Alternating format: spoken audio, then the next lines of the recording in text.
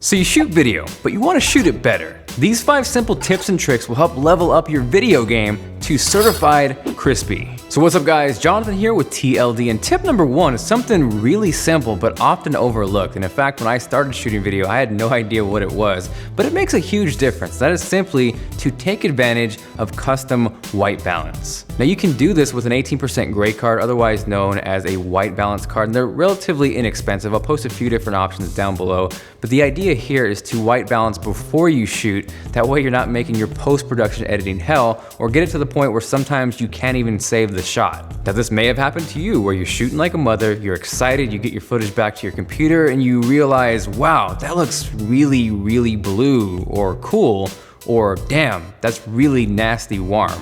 Now the process slightly differs depending on what camera you have, but it's really simple, and if you're not doing this now, please do so because it makes a huge difference. Now tip number 2 is, if you can, invest in a good quality video tripod, because you don't want to be that guy or girl who's got this nice camera and stacks it on some books. So when you see those silky smooth buttery pans, chances are that's being done with a fluid head, and that's what you want to look out for. Cheaper tripods, or ones that aren't designed for video, often tend to give you jerky movements. And on top of slick pans, you can do a lot of really cool shots with just a tripod. I know some of you might be intimidated or feel like I gotta go get a slider or a dolly or a jib or something crazy, but you don't. And in fact, I actually use my tripod for most of my trick shots. One that I use all the time probably looks more complicated than it actually is, but it's simply just to let the tripod down and bring the camera down, and it gives it a really crazy cinematic look.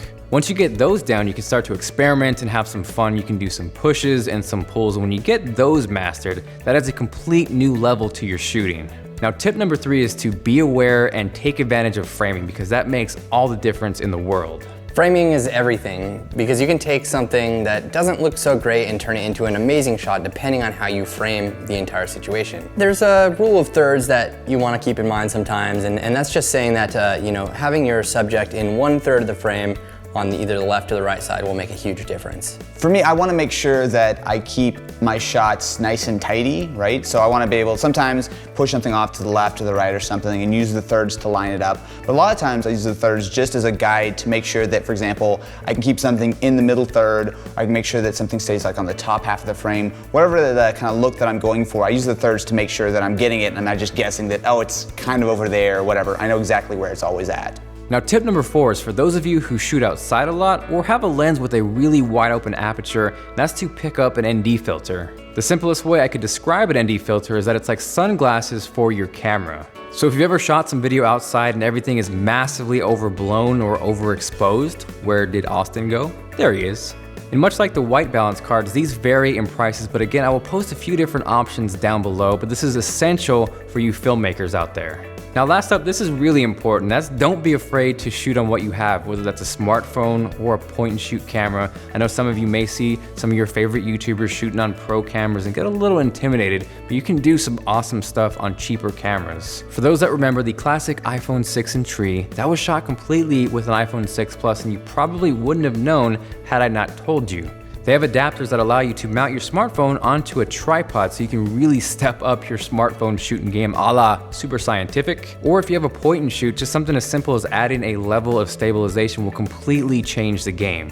Sometimes when you're shooting handheld, you get some really shaky shots, so adding something like that adds some stabilization, especially if you're moving around with the camera.